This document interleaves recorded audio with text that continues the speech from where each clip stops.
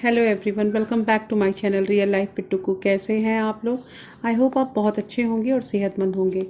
तो आज की वीडियो में दोस्तों मैंने एक बजट का ये वीडियो है और ये मोस्ट रिक्वेस्टिंग वीडियो है। मेरे एक सब्सक्राइबर ने मुझे कहा था कि मेरा मंथली इनकम जो है वो 25,000 है और उसके अकॉर्डिंग मैं कैसे मैनेज करूँ अपना घर। और उन्होंने बताया था कि 4 पीपल हैं टोटल उनके घर में, 2 बच्चे हैं। तो 25,000 के अकॉर्डिंग मैंने यहाँ पे जो बजटिंग की है तो इसको 3 कैटेगरी में डिवाइड किया है। और ये मैंने इसको 70%, 20% और 10%, इसमें मैंने इसे डिवाइड किया है। 25,000 को 70% में जो है वो हमारा जो मेन मंथ का जो भी खर्चा है वो आएगा। 20% में भी हमारा जो है वो मेन खर्च ही आएगा, बट उसमें थोड़ा सा वेरिएशन किया गया है। और 10% जो है वो हमारी सेविंग की है।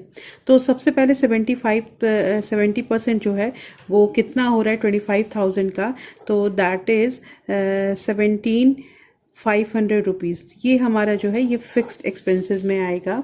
और 20% it means that is 5,000 rupees और 10% में हमारा हो रहा है 2,500। तो इसी में इन्हें सेविंग भी करनी है, अपना घर भी चलाना है और जितना खर्च होता है वो सब कुछ करना है।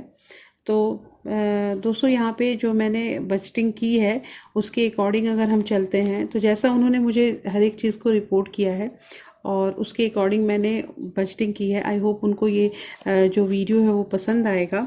तो यहाँ पे क्या है कि मैंने जो हमारा फिक्स्ड जो भी हमारा खर्चा है, एक्सपेंसेस है, उसको मैंने यहाँ पे 8 कैटेगरी में डिवाइड किया है। That is rent, fees, gas bill, bill मतलब it means it is electricity bill, milk जो मतलब घर में हमारा हर मंथ का खर्च हो रहा है, वेजिटेबल एंड फ्रूट्स, ग्रॉसरी।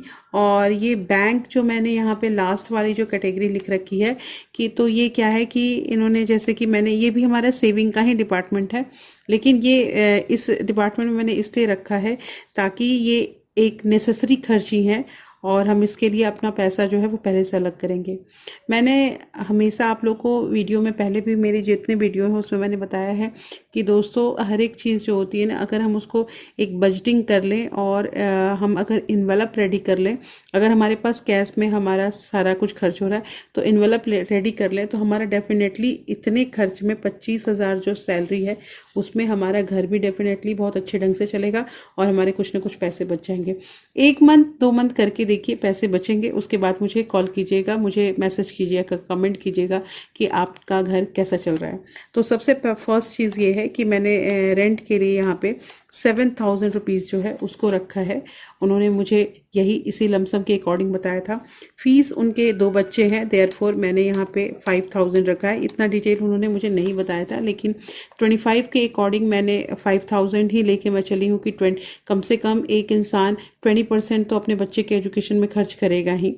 और उसके बाद गैस जो है, गैस के लिए मैंने 1,000 रुपीज़ दिया है, बट ये 1,000 रुपीज़ गैस का नहीं लगता है उनका, लेकिन मैंने इसलिए दे दिया है कि चलो 1 मंथ में कुछ अगर बच जाए तो वो अलग बात है। बिल्स जो है इलेक्ट्रिसिटी उसमें भी मैंने 1,000 रुपीज़ ही दी है। मिल्क के लिए मैंने 1,500 रुपीज़ दिया है, क्योंकि उन्होंने ये भी बताया था कि जैसे कभी कभी उनके घर से भी गांव वगैरह से दूध छाछ ये सब आ जाते हैं, तो इन चीज़ों में उनके कम खर्च होते हैं। वेजिटेबल एंड ग्रॉसरी इन सब चीज़ों के लिए मैंने यहाँ पे वेजिटेबल और फ्रूट्स जो है उसके लिए 2,000 रुपीज़ दिया है।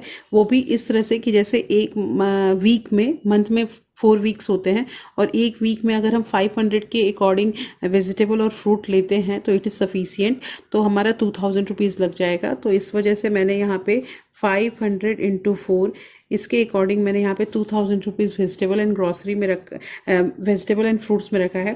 ग्रॉसरी के लिए मैंने यहाँ पे 3,000 रुपीज़ रखा है और दैट इज़ एनफ, क्योंकि ये जो है हमारा मतलब 3,000 में एक जो भी मतलब 4 मेंबर की जो फैमिली है, जो 2 छोटे बच्चे हैं, तो उनकी ग्रॉसरी 3,000 में हो ही जाएगी। और अगर नहीं होगी तो फिर अगेन जो हमारा इधर से कहीं से पैसा बचेगा तो हम इसको इसमें ऐड कर सकते हैं। बैंक के लिए मैंने यहाँ पे केवल 500 का वो एक आरडी जो है वो रखा है कि आप आरडी अभी ही खुलवा लें बैंक में। 500 रुपीज़ ही आप मतलब उसमें मिनिमम डिपॉज़िट कर दें, क्योंकि अगर 5000 के अकॉर्डिंग से भी हम अपने पैसे को बचाते हैं तो हमारा जो है पूरे साल में 6000 रुपया ऐसे मतलब इजीली एक तरफ जमा होते जाएगा।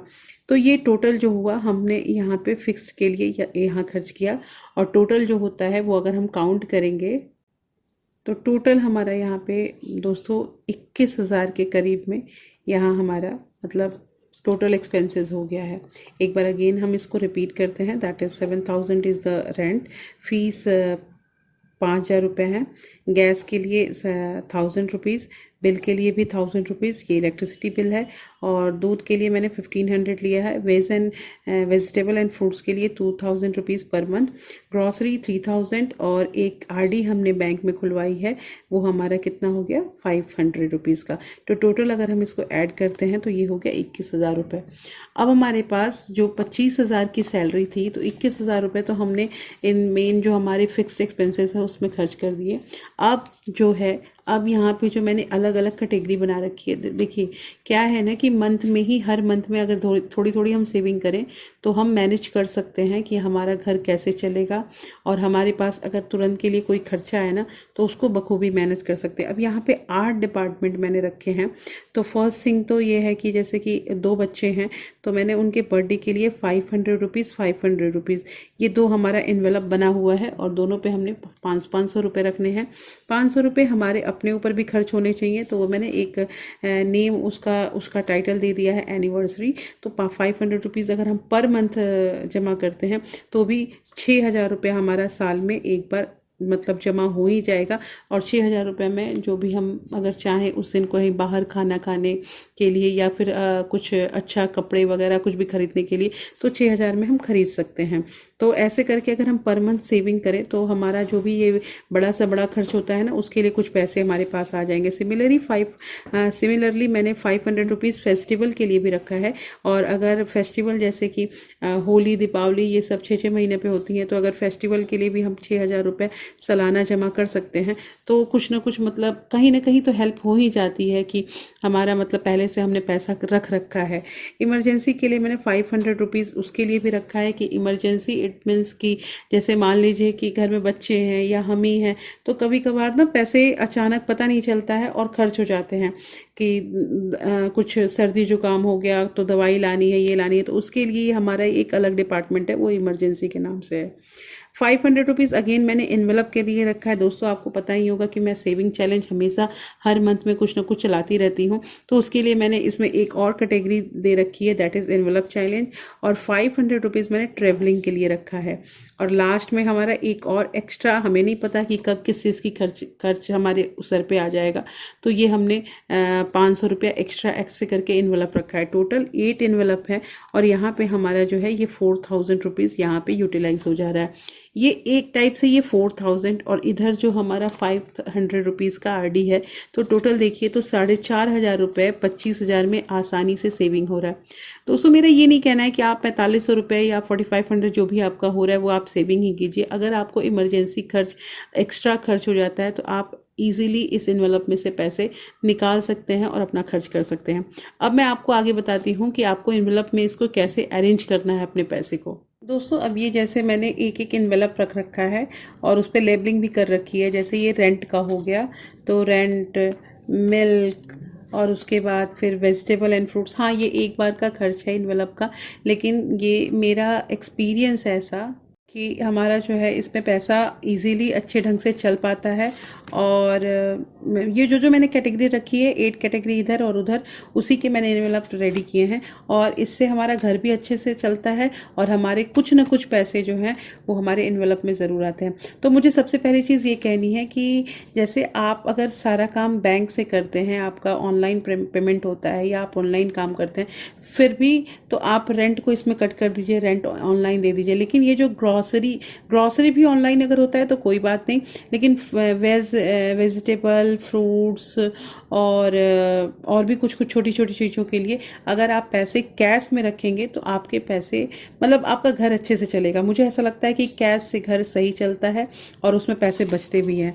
तो यहाँ पे क्या है कि ग्रॉसरी बैंक के लिए जो मैंने आपको 500 रुपीज़ बोला है, वो अगर आप इस एनवेलप को यूज़ नहीं करना चाहते हैं तो आप डायरेक्ट जो है आपकी सैलरी अगर मतलब बैंक में अकाउंट में आती है तो आप उसको डेबिट मोड से जो डिडक्ट हो जाता है ऑटोमेटिक, वो डिडक्शन वाला मोड भी ऑन कर सकते हैं 500 रुपीज़ पर मंथ का।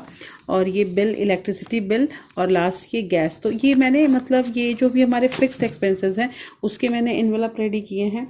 सिमिलरली यहाँ पे मैंने ये जो मेरे जैसे मैंने इमरजेंसी के लिए आपको बताया, ट्रैवलिंग के लिए बताया, ये सब चीज़ें जो तो है तो सबकी मैंने लेवलिंग कर रखी है।